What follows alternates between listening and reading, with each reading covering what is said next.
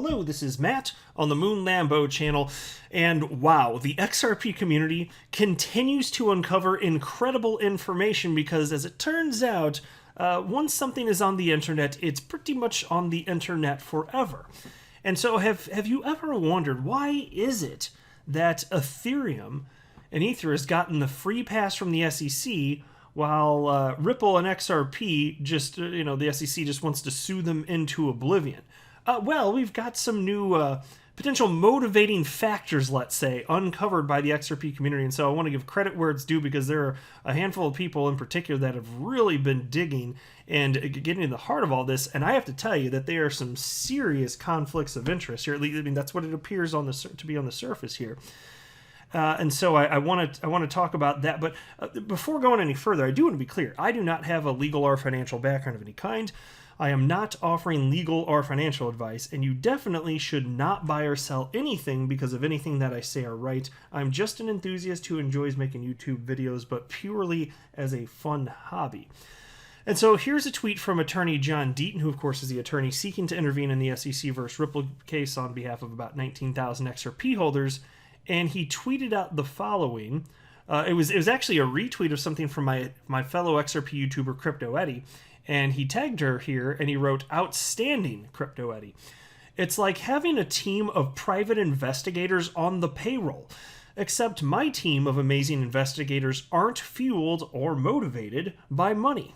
We are motivated by truth and justice. The lawsuit against Ripple and XRP served at the means and the end." And so what is it that he shared? Well, again, it was this tweet from Crypto Eddie, and what she shared here, I'm going to read her comments. She's got a couple tweets back to back I'll share with you. But she shared a brand new YouTube video from today from Union Bank. And do you know what it highlights here? Oh, I'm happy to tell you here, because look, and let's make sure we got the table properly set here. So we already know that William Hinman, former SEC director, had ties to some key people working at Ethereum. Specifically, William Hinman did meet with Joseph Lubin, who is a co-founder of Ethereum, within a week of giving his, June 2018 Ethereum's not a security speech. I'm going to have to assume for the sake of this video that you were all caught up to speed there, but effectively it's a speech where William Hinman said that he believes Ethereum's not a security, and it was presented in such a way that anybody watching would believe, despite a small disclaimer, would believe that it was the official position of the SEC. That's the way it was always portrayed. That's the way the media ran with it, and understandably so. There was intentional deception there with a little asterisk. That's just my personal opinion, though, because they want to be able to argue whatever position would suit them in the moment. They don't want to be tied down by their own policy. That doesn't suit them because they're just power-hungry monsters, effectively. Not everybody at the SEC is bad, I'm not saying that, but the people that are making these decisions, highly questionable at a minimum. That's me playing nice by saying that. And so William Hinman, with his ties, and in fact his law firm had ties to people working with Ethereum, and so he was getting paid millions of dollars by his law firm while he was working at the SEC. Then he stopped working at the SEC and then went back to his law firm, having given Ethereum the free pass. Hey, SEC says it's all good. And his fellow SEC workers, when he was still working there, they helped him. A number of them helped draft up his speech. So it clearly wasn't just his own work. Right? And this is crucial. And because, again, like I said, he met with Joe Lubin. Well, who's Joe Lubin? Again, like I said, co-founder of Ethereum, but he's also the founder of Consensys. Well, what is Consensys? Here's their website right here, consensys.net. They write, this is on the front page. Joseph Lubin is a co-founder, or I'm sorry, it's not the front page, but it's the About Me section. Anyway, Joseph Lubin is a co-founder of Ethereum and the founder of Consensys, a full-stack global blockchain company. Lubin has established himself as a guiding force in the fast-growing blockchain industry and a powerful advocate of decentralized technology. And so what you're about to find out is that Consensys here, with Joe Lubin, they're competing in the same space as Ripple. So Ripple's a competitor. if you think about it. Like, seriously, check this out. Here's what Crypto Eddie wrote when she shared this video. And right now I froze a frame right here. This is about a 4-minute video, which again was released today. This is showing Joe Lubin in the video just a little bit before the 2-minute mark, co-founder of Ethereum, founder of Consensys. And so here's what Crypto Eddie wrote. Ripple was in the way. Newest video sheds light why Ethereum got a pass. Wall Street whisperer Lubin and JP Morgan go deep. Investments/quorum.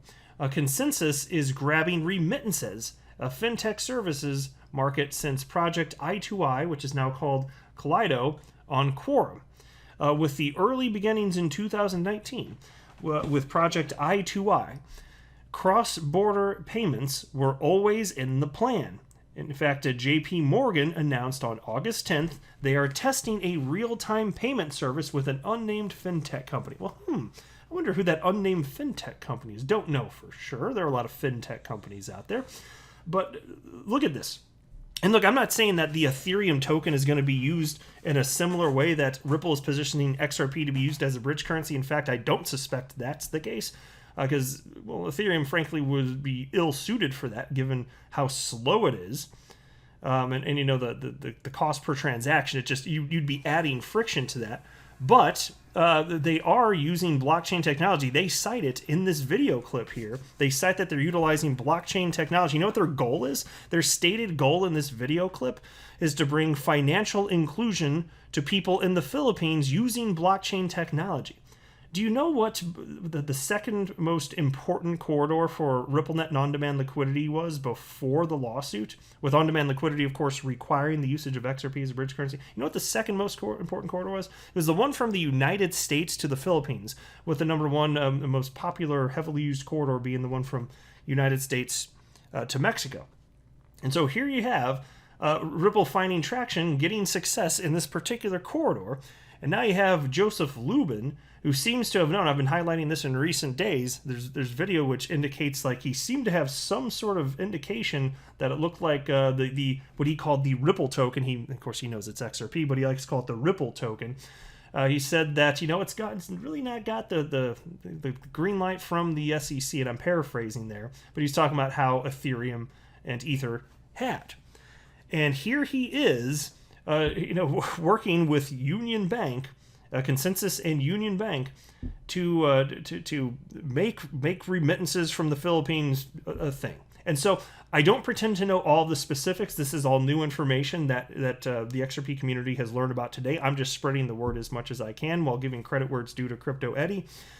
And so I don't know the guts of how this works, but they're operating in the same space. That much is clear. That much we know for sure at this point right here.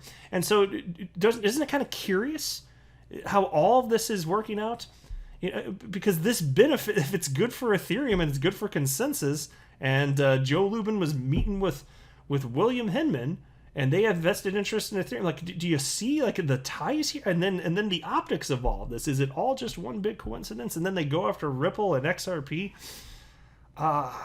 We're going to keep digging as a community. I don't doubt that in the least here. But this does not pass the smell test to this point. This does not look good.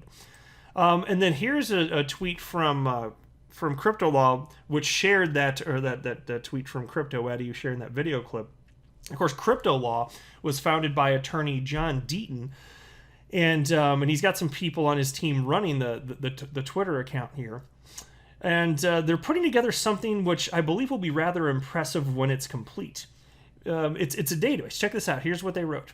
We are building a library/timeline on crypto-law.us, that's our website, of all the video evidence emerging from the XRP army sleuths that clearly lays out the public statements and actions by Clayton, Hinman, Robert Jackson, Vitalik Buterin, Joseph Lubin, and many more. Stay tuned. Now, that is going to be incredible. Because I've long wished that there was a database, and I was like, well, should I start putting some together for like my own little filing system? And just like, my gosh, I am already busy enough as is. Like, if I start doing a project like that, I'm like something has to give somewhere. Something's going to have to give somewhere. So anyway, I'm glad that they're actually taking the initiative to put that together, because that's going to make it easier for everybody in the XRP community to see what's going on, and also any interested journalists, should they be interested in looking at the nonsense that's going on here. We're basically spoon feeding all of them the information that they need to take a look and see, holy hell, this is completely absurd what's going on here. It's just absolutely incredible here. And then there was also the digital asset investor. He's been looking up all sorts of videos. The community's been trading them like crazy on Twitter and other social media platforms. And earlier today, he tweeted out the following. Matt Korva, general counsel at Consensys. So again, that's Joseph Lubin's entity. Like, he's the founder of Consensys. So Matt Korva, general counsel at Consensys, on December 14th, 2017, almost 4 years ago, building an alliance with other blockchain companies, law firms, and regulators. We've had some talks with the folks at the SEC, and that's a quote. And then the digital asset investor says, I don't remember Ripple ever having an alliance with the SEC. Well, I don't remember Ripple having an alliance with the SEC either. Now, of course, they've always been transparent, operate in a broad daylight, but it's just additional evidence that like they're more than just friends. I think they like each other. Like Ethereum and the SEC, like they're in bed together, man. Isn't that what it looks like? The way all of these people having to do with Ethereum are talking about this, it doesn't pass the smell test here. And so then Attorney John Deaton retweeted that and wrote, notice it's plural, as in talks. What was going on at the SEC in 2017? It was busy prosecuting ICO cases. I guess they missed this one. More to follow soon. Yeah, and indeed. So Ethereum, they had an ICO, basically the first ICO on the entire freaking planet, for crypto, and just gets a free pass, because reasons. That's why. Why? Because of reasons. That's exactly why. And so it's just ridiculous. And so again, like, if you've ever wondered, and I have been wondering, like obviously we already knew about the connections with Hinman and the SEC, and the fact that he was at, I believe his law firm was Simpson Thacher, and so he was working there, then went to the SEC, got paid millions by his law firm, said things that benefit his law firm, then went back to his law firm after he's done with working at the SEC. We knew that, but what we didn't realize until today, I don't think anybody in our community realized this until today, and Crypto Eddie found this, is that Joseph Lubin is effectively competing with Ripple, using with his Consensys, that company. Maybe they're technically a non. I don't know what they're filed as. I don't know if it's a business, if it's technically a nonprofit. But yeah, they're in the same exact region, in fact, here. And so I don't know exactly how they're planning to have the remittances work or the blockchain or all the specifics, but clearly they're set up to be a competitor. It is what it is. And so they get the free pass, they get to keep operating, but Ripple and XRP, the SEC is just trying to shut them down. How about that? Let me know what you think below. As things unfold and the XRP community continues to dig in, I will continue to report and always give credit where it's due. Because as far as I'm concerned, we're one big team here, just working to everybody's researching what they can when they have the time, and we're all working together to spread the word. It's pretty damn cool. At least we got that going, right? It's one hell of a community, but I'll wrap up here. I am not a financial advisor. You should not buy or sell anything because of anything that I say or write. That would be a very, very, very bad idea. Until next time, to the moon, Nambo.